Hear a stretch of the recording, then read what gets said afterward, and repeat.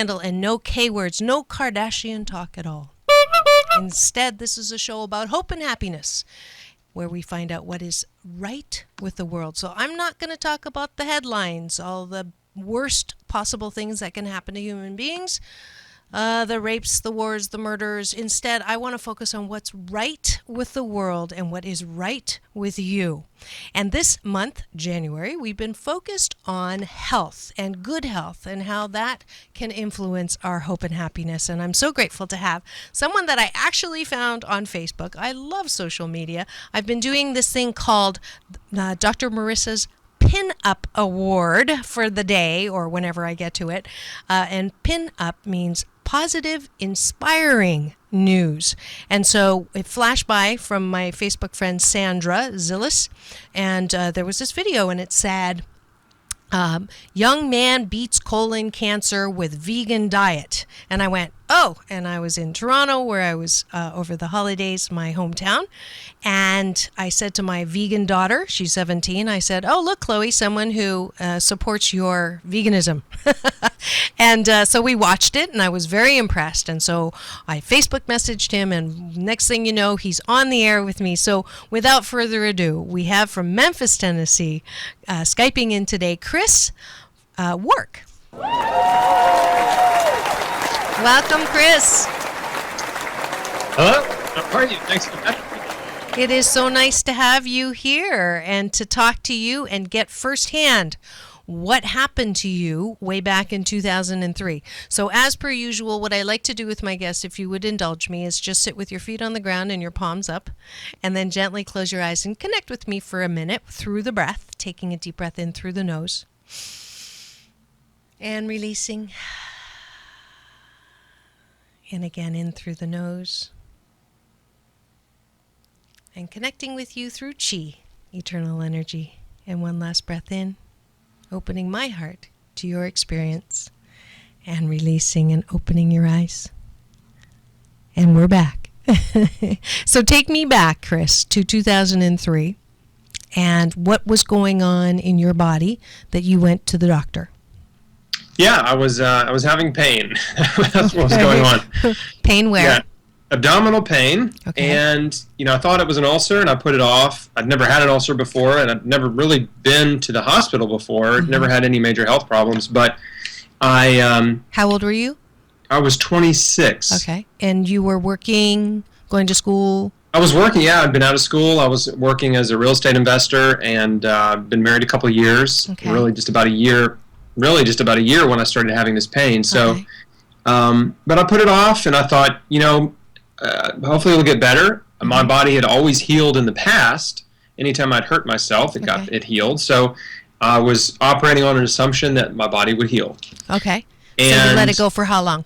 And so probably, I'm still fuzzy on this, but it was somewhere like maybe 6 to 9 months Okay. that I had this sort of nagging problem, and the pain would come and go. It wasn't a constant thing. Okay. And usually I would feel it in the afternoon, sort of as after lunch, I would have some pain, and then I would have some pain after dinner, usually within a couple hours after dinner. So it gradually got worse and worse, and then by the fall, I finally was like, okay, I've got to go see a doctor. Yeah. So they thought I had an ulcer, gave me some ulcer medication, didn't help. And eventually, I ended up getting a colonoscopy. I was referred to a gastroenterologist. Okay. They did a colonoscopy, and they found this golf ball-sized tumor in my large intestine. And any that history was a surprise. of this? Any history of this in your family? No, I had no family history. Okay. And so the next day, he called me and said, well, we sent it to the lab. You have colon cancer. I'm going to have a surgeon call you. We've got to get this out of your body as soon as possible before it spreads and kills you. Okay. And your reaction was? Yeah. So my reaction was, okay. Like any cancer patient, when you get a diagnosis like that, everything is basically a whirlwind. Yes. And the way the conventional cancer industry works is they want to get you on the conveyor belt as quickly as possible. Not to fault them too much here, but they're doing the best they can. Right, they think and this they is what has believe to that. happen. Right. They believe that this is the only way to treat cancer. Correct. Okay, because you do say industry, and I absolutely agree with you, but I want to make sure too that we're balancing out. It's not what I love about your approach and what you say and what you've said on your website and your video is that, you don't have to freak out. You don't have Right. to, get on that conveyor belt right away. But there's so many forces because of the industry, which they are actually doing what they think is best. You're right. They're doing the best that they can. But that initial rush and your words of wisdom around don't freak out, I love. And I wanted to make sure that we nailed that first point for listeners. Thank you. Yes. And I'll come back to that too, because I learned that later. Right. But so I was a very typical cancer patient. They rushed me into surgery. I didn't have any time to think about my life or my health or why I had cancer or what I could change, what I could do different. Mm-hmm. Had surgery, I was diagnosed in December, had surgery about a week and a half later. So I was diagnosed, actually, I think it was December 22nd, and then I had surgery on the 30th.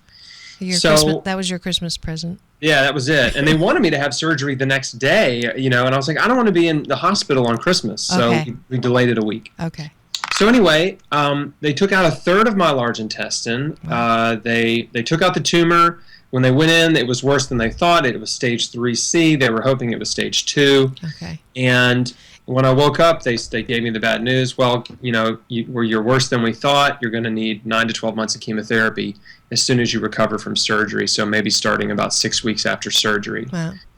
At that point, it was like, oh boy, I hadn't even considered chemotherapy, and because they told me I probably wouldn't need it, and now I'm thinking about it. Now I'm thinking, wow, And just because I'm not familiar, and I don't know how many listeners are familiar with cancer, what's the difference? Why do they say stage 1, and it's stage 4 is the worst, right? So you had stage 3, which is pretty bad. Yeah. So in terms of colon cancer, stage 1 would be a small tumor. Okay. That's on one side of the colon wall. Stage 2 means it's broken through to the other side of the wall of your large intestine. Okay. So it's bigger. It's it's bigger. Okay. Stage 3 means it has metastasized to your lymph nodes. Mm-hmm. That's bad. Yeah, that's bad. That means it's spreading. And stage 4 means it is metastasized to other organs. Okay. So there may be spots in your liver, your lungs, your bones, or whatever. So I wasn't stage 4. Mm-hmm. I was stage 3C, which is just right before 4. So it was on its way to my liver. Okay. That's basically what they told me. So there were a couple things that happened in the hospital. So initially I thought, okay, I guess I'm the cancer patient. I guess I'm going to do chemo. Mm-hmm. I guess this is my life now. Right. And it was pretty depressing feeling. Yes. And but a couple things happened that were serendipitous, and it started me on this. It's almost kind of like you're driving down the road and you get sideswiped, and another car kind of knocks you into the wrong lane. Right. So it was kind of like there were some things that happened that were sort of like that. So the first one was, but in a good lane, not in one that you're going to get run over in. Well, initially it was just a different lane. Okay. Yeah, it's not in one you're going to get run over. Okay. But into a different lane. So are almost like knocking you into a lane that ends up being an interstate exit. Okay. Yes, I can see that. I can see that. That's the best analogy. And let me just, for anyone who joined us late, you are listening to my fabulous guest, Focus on Health, Chris Wark, calling in from Memphis, Tennessee. And I found him on Facebook, and he beat cancer. And that's his site, and this is his story. And you're listening to Take My Advice. I'm Not Using It. Get Balanced with Dr. Marissa. Go back to it, Chris. I have to do this because this is radio. Hospital. So you took an exit that you weren't planning on taking. Yeah, so this is what happened. The first meal they served was a sloppy Joe. In the hospital. Oh. Okay. Our connection's bad. Did something happen on your end? No. Okay. We just had a little hiccup. Go ahead. So you had a sloppy Joe. Yeah, they served me a sloppy Joe after cutting out a third of my large intestine, and I thought, why are they serving this kind of terrible cafeteria food to sick? Right. And especially someone with cancer. That didn't make sense to me at all. Okay. The second thing that happened in the hospital was the day I was checking out, the surgeon, he came in there, asked him, I said, is there any food I need to eat or whatever? Because I didn't want to go home and screw it up, right? I didn't want to go home You want to be with a some good hot patient. sauce, Right. yeah, or some Doritos and then screw up the whole surgery. So Right. he just don't lift anything heavier than a beer. Uh-huh. That was his advice. That's it. That's it. That was his nutritional advice. So again, I'm like, I'm just thinking, man, I can't believe like they don't care what I eat. Right. Right. Doesn't matter, I guess. Right. So went home, and as I was recovering from the surgery, I was thinking about my life, and I was thinking about chemotherapy, and I'd never really actually known anyone that had gone through cancer in my life. Okay, so this is very unfamiliar. Yeah, it was completely. But yet I'd seen a few people out in the world that were obviously cancer patients, and they looked so scary, right? They looked so sick and so bad. Right. And I knew that the chemotherapy is what made them look that much. Yeah. And I knew it was poor, and I knew it was extremely toxic, and your hair falls out, right? I knew. Right. Yeah, my dad went through it. He had lymphoma. And it is true what they say, that it's not necessarily the cancer that kills you, it's the chemo. Right, absolutely. Yeah. So I knew very little, but enough to be wary of putting poison in my body. And really, as the more I thought about it, the less it made sense, because the idea of poisoning my way back to health did not make sense. Okay. So good way to put it. I had this dilemma because they were telling me I needed to do chemotherapy, and my instincts, my intuition was saying no, like, don't do that. Okay. Do not do that. Where was your wife in all of this? So she was, she was with me. Yes. So she was with me, but she didn't really understand what I was thinking. I had not told her everything that was on my mind. We were both just scared. Right. And so we prayed. We prayed together about it, and I just said, God, if there's another way besides chemotherapy, just show me. I don't know what to do, and I'm afraid, and I'm confused, and help. Yes. So 2 days later, I got a book that was mailed to me from a man in Alaska who I've never met, but he knew my dad. And he sent me a book that was a pretty bold move, really. And he sent me a controversial book called God's Way to Ultimate Health. Right. And, hey, the title says God's Way to Ultimate Health. Maybe this is an answer to prayer. Right. So I start reading the book, and turns out the man who wrote it had colon cancer, just like me.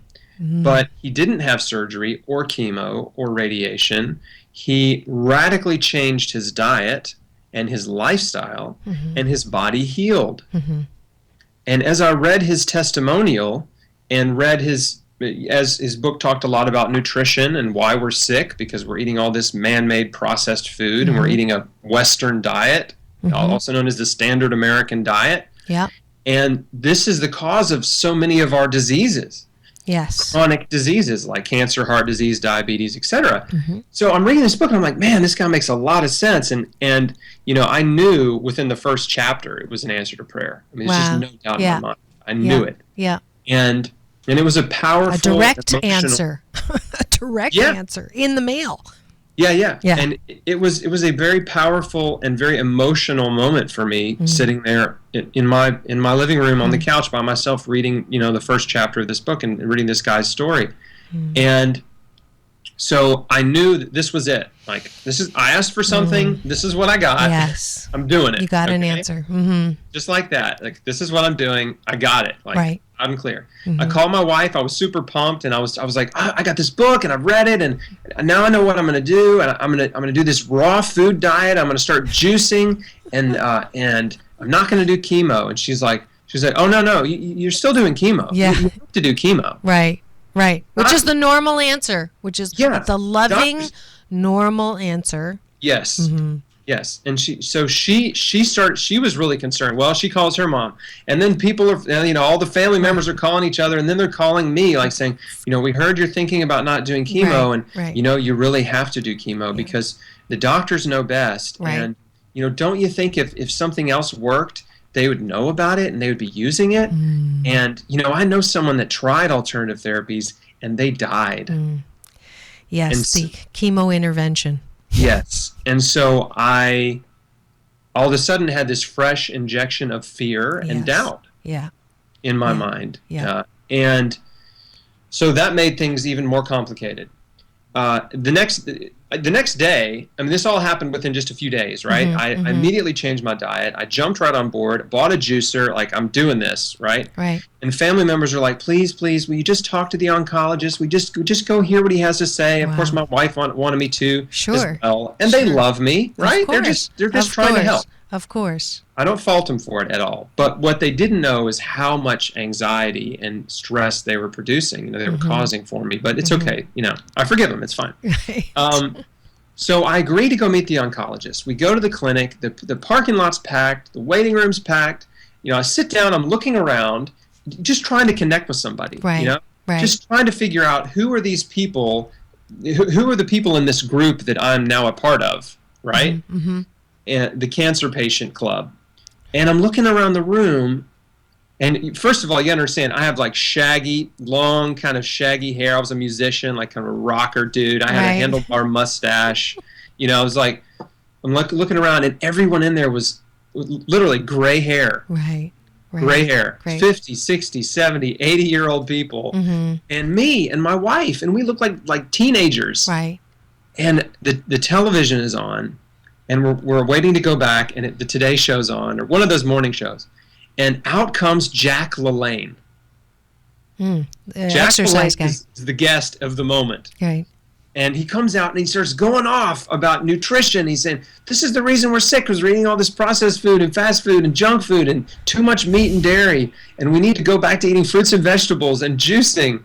And I just couldn't believe that was on the television. Right, at that moment. At that very moment. Where I was sitting in the cancer clinic, That's right? It. Yep. Yep. And I turned and looked at my wife, and I was like, can you believe this is on right now? Right. And she was like, yeah, that's pretty weird. So we go back and see the oncologist, and any cancer patient listening to this interview knows exactly what I'm talking about right now. But, oncologists and even a lot of doctors, they become very robotic over the years. Before they come in to see you, they're flipping through your chart real quick. Who's this guy? What's he got? Okay. You get the quick summary. Right. So then they walk in. Okay, you're Chris. Hi, Chris. I'm the doctor. You've got colon cancer. This is the treatment we recommend. You have about a 60% chance of living 5 years with this therapy. And... just the standard pitch, right? Right. But that didn't inspire much confidence. Right. 60% chance of living 5 years? That's not a lot. There was no mention of cure, right? And so I said, well, are there any alternative therapies available? And he said, no, there are none. If you don't do chemotherapy, you're insane. Nice. Yeah. We asked him about the raw food diet. I think my wife did. I'm already on it. She said, well, can you do the raw food diet? And he was like, no, you can't do the raw food diet. It'll fight the chemo. What does that mean? Yeah. And then I asked him if there were, I already told you, I asked him about alternative therapies. And the rest of the meeting was basically a blur. Like, I just kind of, it was like deer in the headlights, How much time did he give you without doing chemo? I didn't ask him. Okay. I didn't ask him. He just said you were insane if you didn't do it. Right. Okay. And I didn't say, I'm not doing chemo. We just asked him questions, but based on the questions we asked, he I'm sure understood that I was thinking about not doing chemo. Right. So, I went into that clinic full of confidence in what I was doing. And after that brief few minutes with this oncologist, I was so afraid. I mean, cancer clinics are like the fear factory. I mean, they use fear to motivate you to take immediate action. It's like, if you don't do what I say, you're going to die. Right.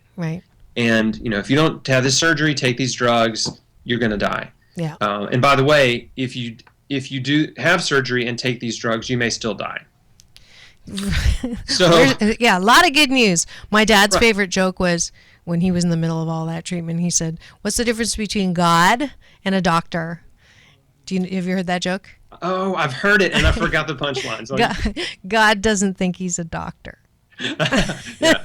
So, he wasn't real happy with the whole thing. I walked out of his out of that office and made an appointment at the front desk to get a port put in to start chemotherapy in a few weeks. Okay. Because he had just, used fear to manipulate my emotions, and I didn't know what to do. Right. And so we walked out, we sat in her car, and we held hands, and we cried, and we prayed together. And that was one of the scariest days, moments of my life right there. I mean, I was so afraid and so confused. But fortunately, I still had time to recover from surgery. I still had a few more weeks. And it was during that time that I really pressed into God and really thought about my life and my situation and what I wanted to do. And I realized that I had to make a very difficult choice. I had, on one hand, a brightly lit, well-paved road that everyone was going down. Right. And everyone who went down that road got all the encouragement and support and everything they needed, right? All their needs were met. Right. And it's almost like the conveyor belt at the airport, you just stand on it. You don't even have to walk. It just takes you down. Yep. And then you get on an express train that's like easy, fully luxury train. You just get on and they just whisk you away. Road more traveled. On my right hand, I had a jungle with no path that I had to hack through alone at night. Okay? Right. In the dark. And those were the stark contrast, my two options, right? It was like, on one hand, it was like everybody supports this decision, and the other hand, it's just me and Jesus. Right. So but he's pretty big. Yeah. God's yes. God's for you. Yeah. So anyway, I'm telling you, I knew that was the path. Right. I knew that was the one. And it was still very hard to make that decision, but I knew that was it. And what's so tragic is so many cancer patients I've talked to hundreds and coached them, counseled them, everything. And almost everyone I talked to says, I didn't want to do chemo. It didn't make sense to me. I didn't want to do it. I didn't have a good feeling about it. But everybody was telling me I had to do it. And that's the only reason I did it, is because everybody said I had to. Right. And now I'm worse, right? It didn't work. And now I'm stage 4. And I know. I have regrets on that. I told my dad he didn't have a choice. He had to have chemo. And in the end, that's what, he died of, was just the effects of that. So I particularly, personally feel vested in making sure your message gets out there. Well, listen. Yeah. And you're doing the best you can with the information you have at the time. Right. And so I was a no-show to the chemo port appointment. They're calling my house. They sent me a certified letter. Wow. We're concerned about you. Please call your doctor immediately. Your life is, life is at risk, that kind of stuff. And I was just like, I'm just running away from these people. Like, I'm never going back there. Right. And I found a local clinical nutritionist who was trained as a naturopath and herbalist and was very much into clinical nutrition as well.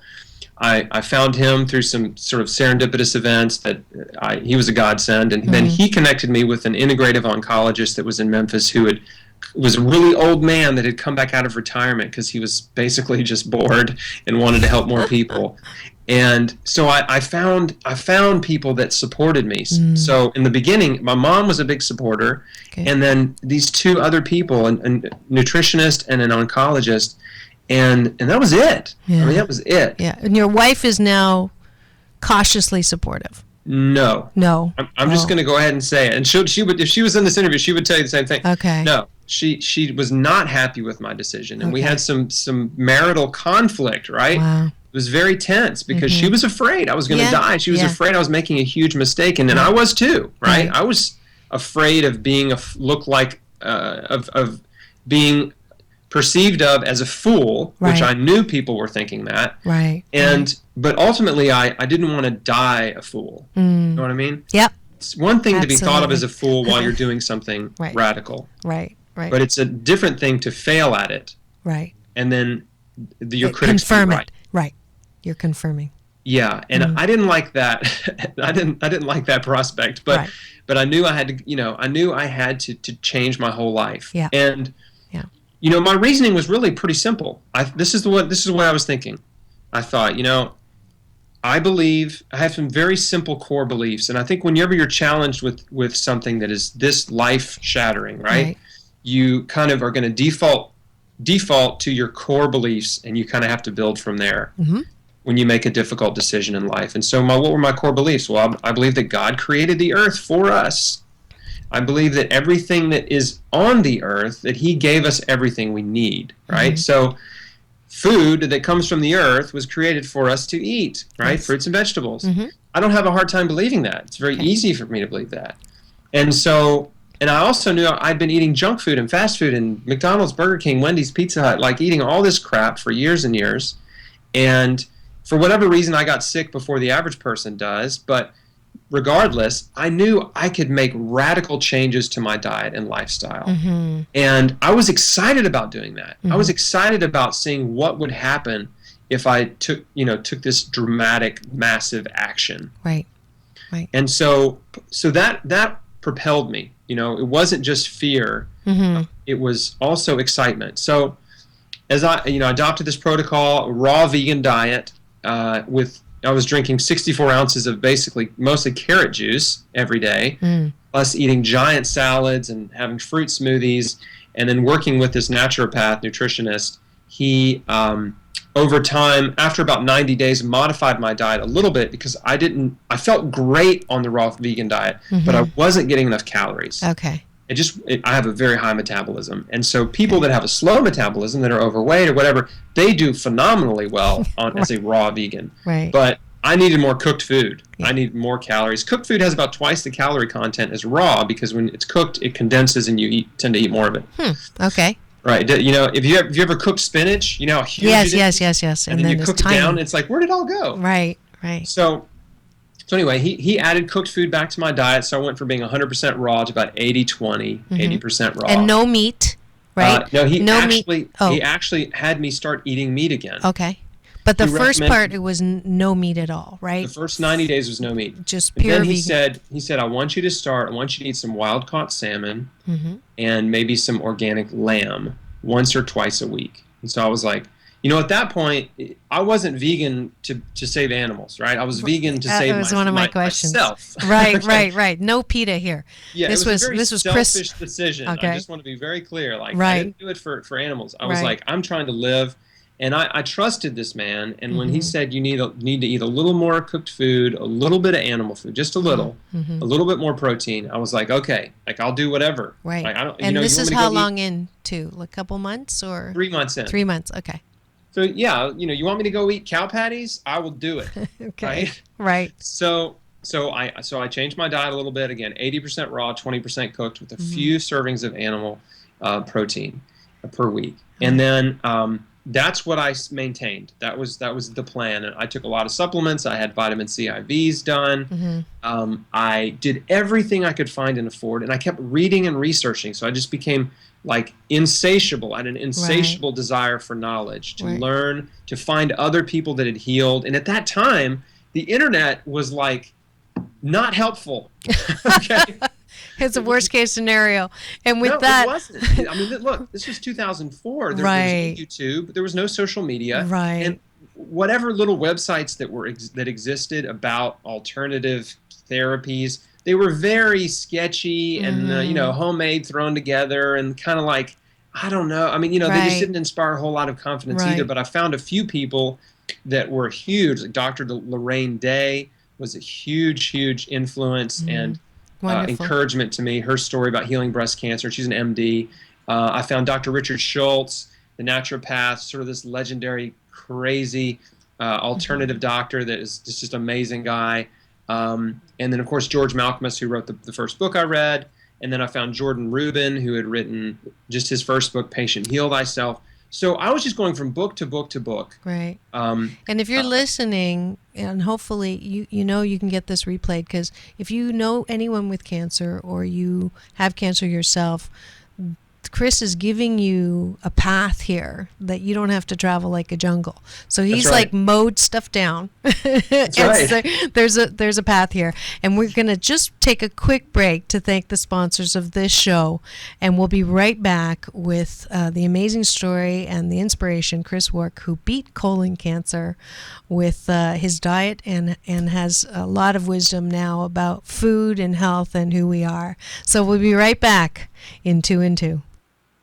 Do you want more life balance? Are you 88% happy with your health and well-being, your relationships, your livelihood? If yes, do the Abundance. If no, and you'd like a life balance tune-up and align those head, heart, spark plugs and smog check the BS belief systems that are clogging your lifelines, contact Dr. Marissa, the kinder, gentler Dr. Laura, at www.4balance.org for a session on the air or a private one on the beach. Have you ever had a sweet potato cookie? Be the talk of the holiday table with Yam Good cookies and 4 unique tastes. All sweet potato with either pecan, ginger pecan, pineapple coconut, even topped with almonds. Available in West LA. So follow us on social media and visit www.yamgoodcookies.com to order. A holiday treat launched in the season of Thanksgiving that will now be enjoyed all year long. So have a Yam Good holiday.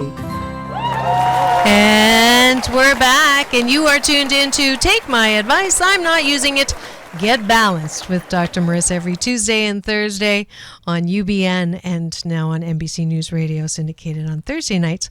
And today we are talking our January focus on health, and we're talking about cancer and how to beat cancer without going through chemotherapy. And I went to the stats books, Chris, if you can indulge me for a second.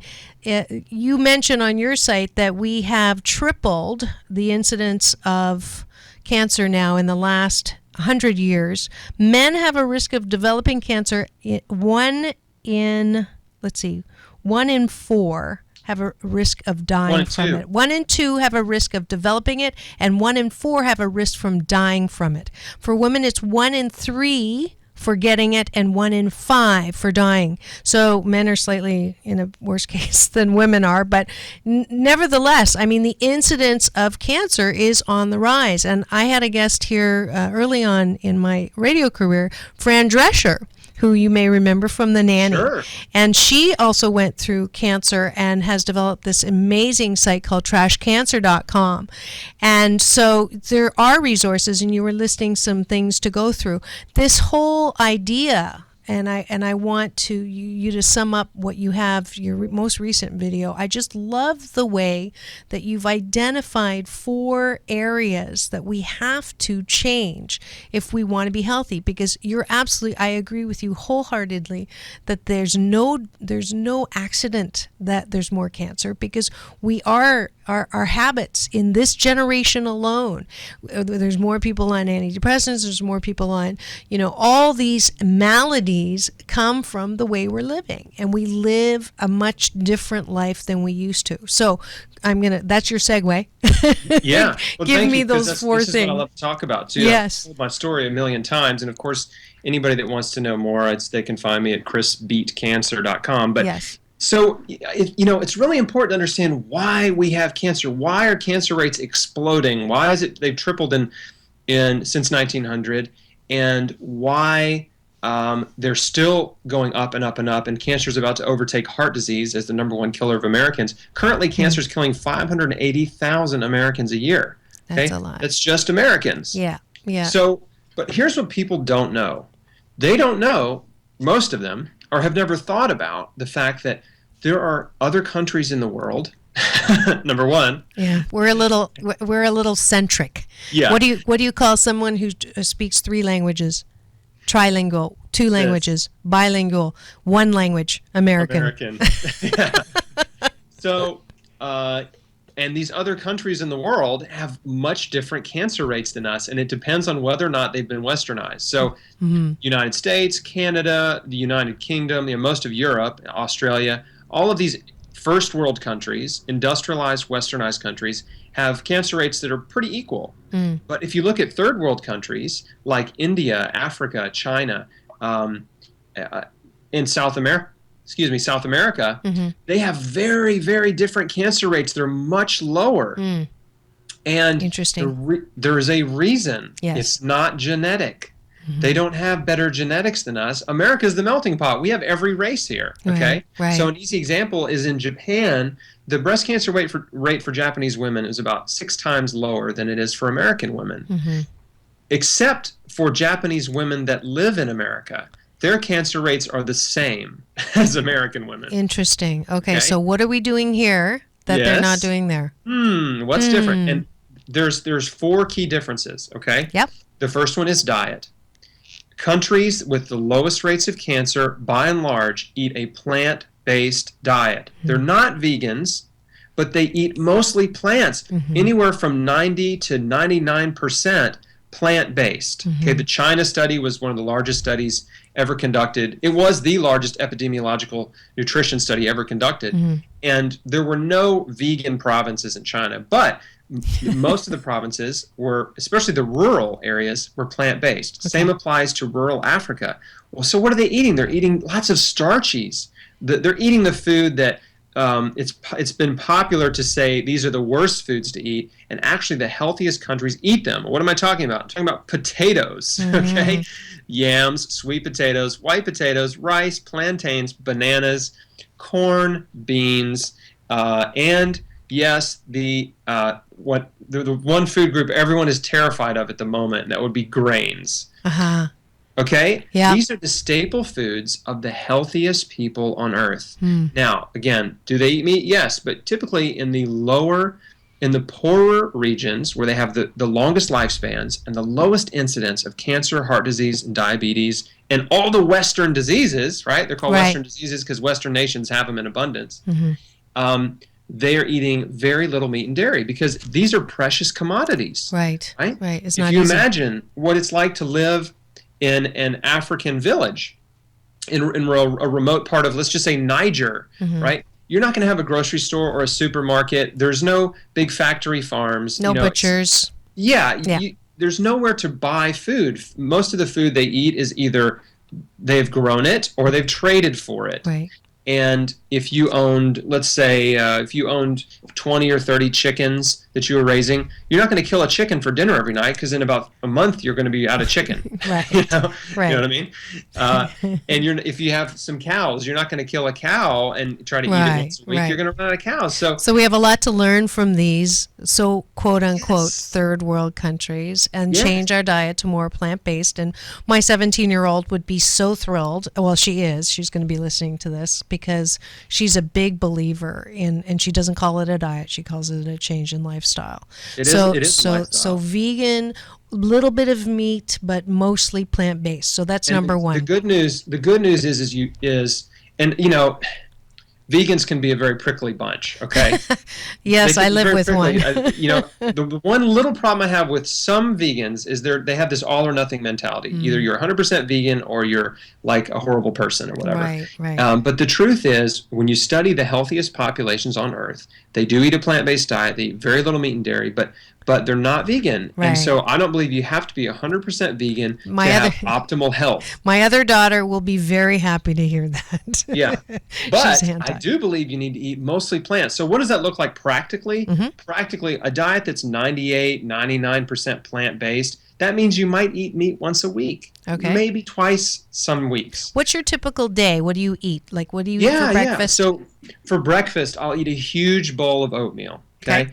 And I'll put hemp seed, flax seed, chia seed, almond butter, cinnamon, and then some type of dried fruit, typically raisins, or sometimes we're able to buy like a mixed bag of dried fruit with dried blueberries, cranberries, and raisins and stuff like that. Sounds delicious. And it sounds like your wife. Do you have kids?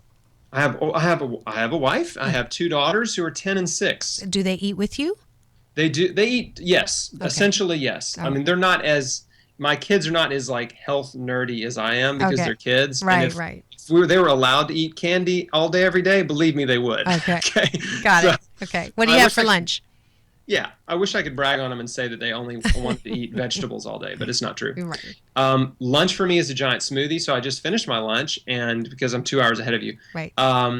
And that was about 4 cups of frozen berries, a banana, 6 dates, 24 ounces of water, 2 huge handfuls of spinach, a handful of almonds, a handful of walnuts, 6 tablespoons of hemp seed, and I think that's all I threw in there today. But Okay. it's a huge Vitamix full, right? Right. It's like 50 ounces of smoothie. It's giant. Sounds wonderful. And I'm one of those that, if anyone says I will never be a vegan, or I will never be a vegetarian, or I will never have shakes and smoothies, that was me. And the wisdom in understanding the shifts and the changes that we need to make for good health. I can't do what I do unless I'm in good health. So that don't ever say I will never, because it'll come back to bite you. Okay, Never dinner say time.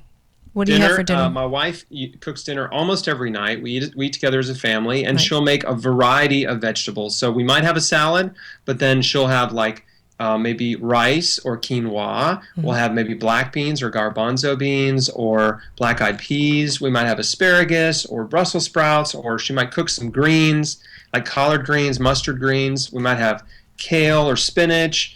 And so it's just your typical sort of like a plate with 3 or 4 different cooked vegetables and maybe some raw veggies like the salad situation. Great. And when did she come around? When What's that? When did she come around? When did she stop fighting? Oh, well, diagnosed 11 years ago. Okay. And time changes things. Uh, So over the years, in the beginning, she was very hesitant. And, I mentioned this earlier, but it really caused a strain because I was reading and learning and getting excited about nutrition. And I really wanted her to jump on board with me. And she was very reluctant to do it. What's her name?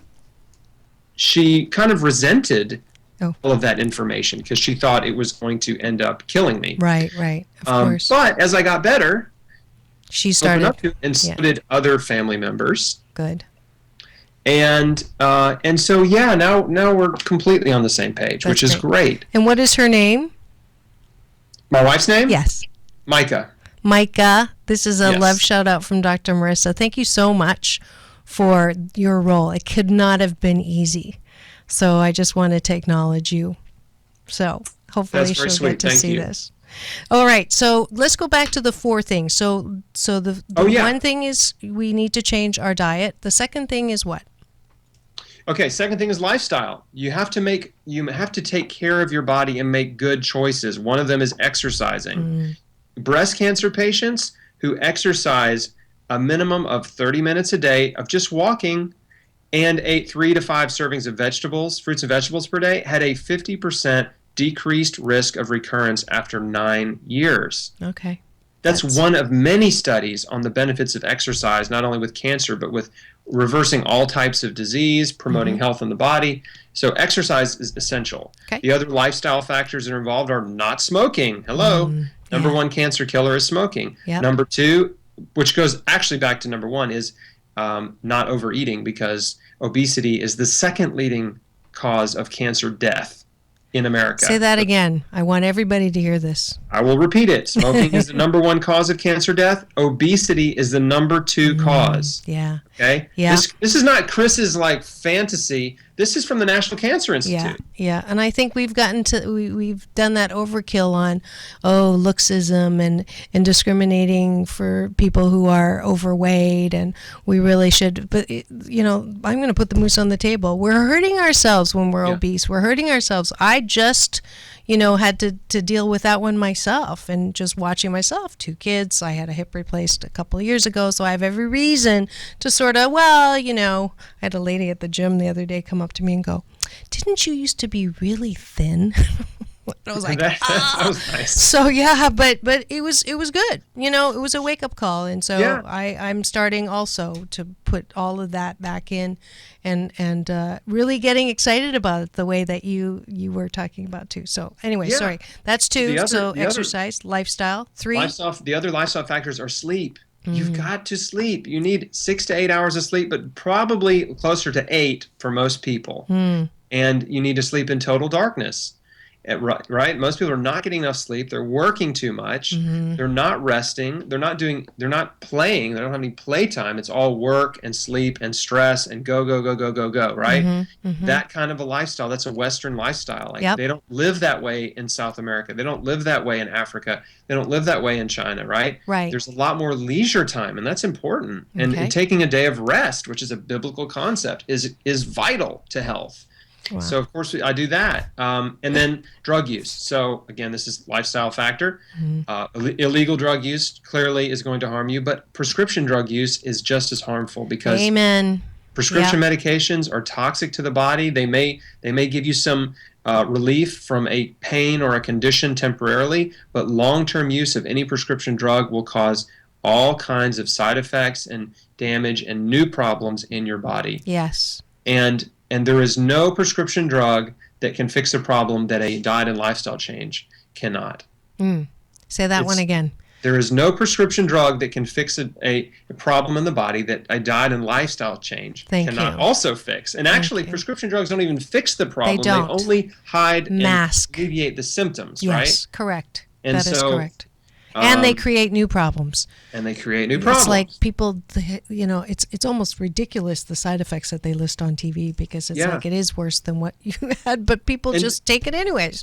And truth is simple, by the way. Truth is so simple. It really is simple. Lies are complicated, okay?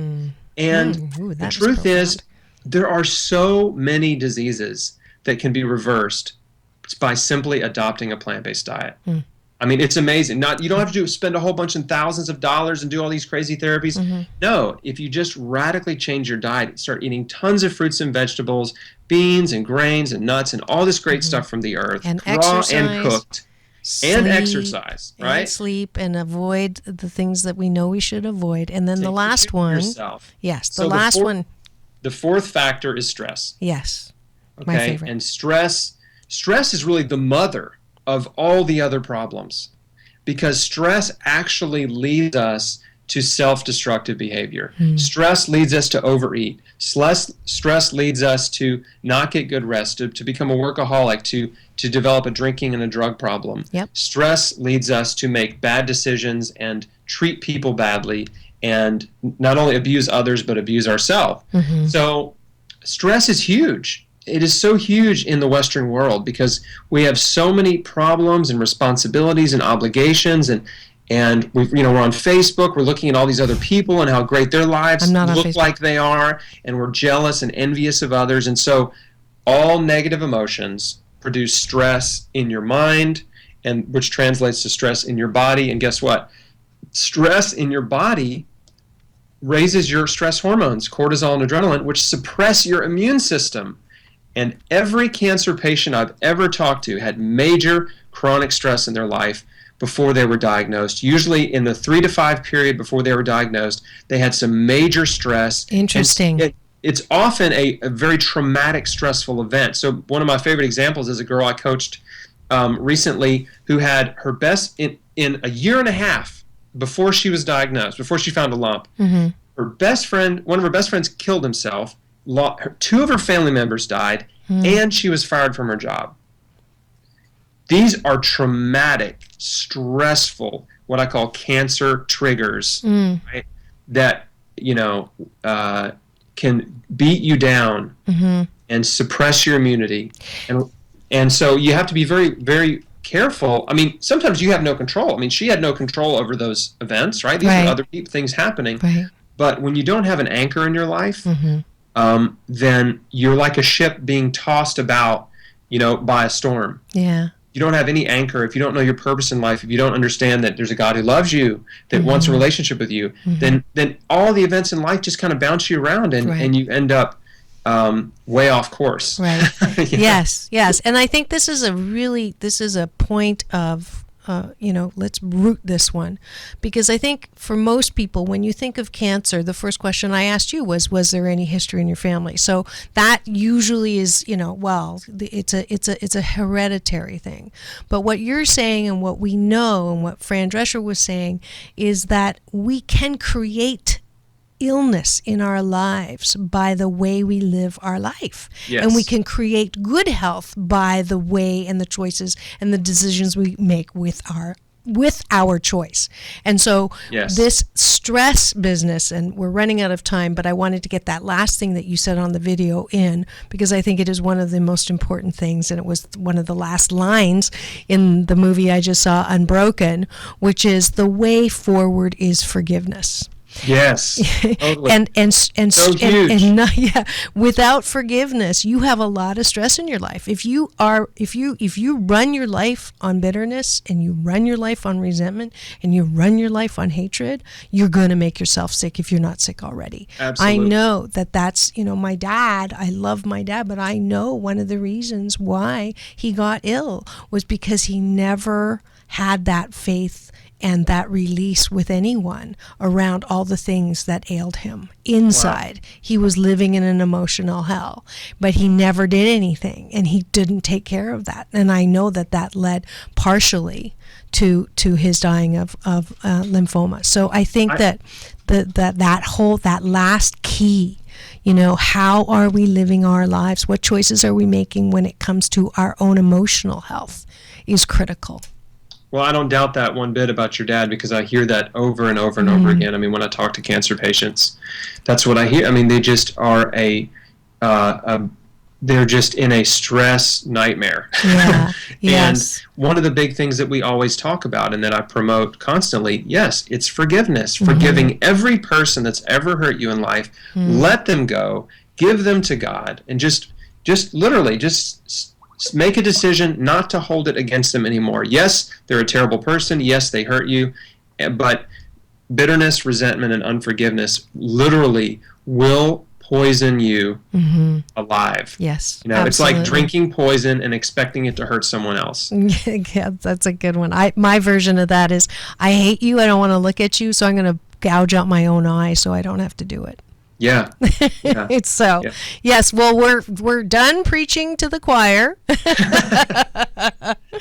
It's been so wonderful. We can find you at chrisbeatcancer.com. Yes, and thanks, absolutely. And he's been kind to give my Asian Oprah giveaway today is a free consult with Chris. So if you have cancer, you just got diagnosed, or you know someone who has, here's a man who stage 3, almost stage 4 colon cancer, was just about to launch into the traditional, the easy way to treat it, and leading to not very successful, as we can see from people who do go through chemotherapy, my father included. And here is a man who is living proof that radical changes to 4 areas of his life can make radical changes in his lifespan. And so I know that this is your purpose.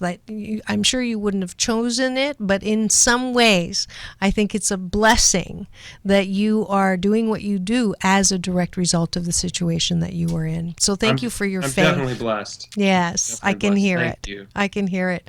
And that's it. Thank you. And you get your your love and applause, Chris Wark, Memphis, Tennessee, chrisbeatcancer.com. And we're almost out of time. We actually are out of time, so I'm going to try to squeeze in the balance bar at the end of each show. I did my giveaway. Today is day 13 of the 21-day fast from complaining with Dr. Marissa.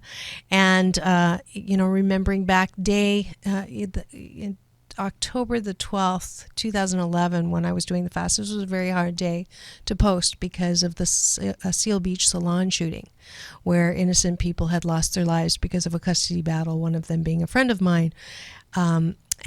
And I posted that even in tragedy, we know that the light overcomes the darkness. Even when things are horrible and they look like they're hopeless, there is light. And if you go to Orange County Register and put my name in, if you want some comforting words, that's the article that I wrote way back then that still apply now. And we just send out love to anyone who has lost, but knowing that no matter what, it's going to be okay.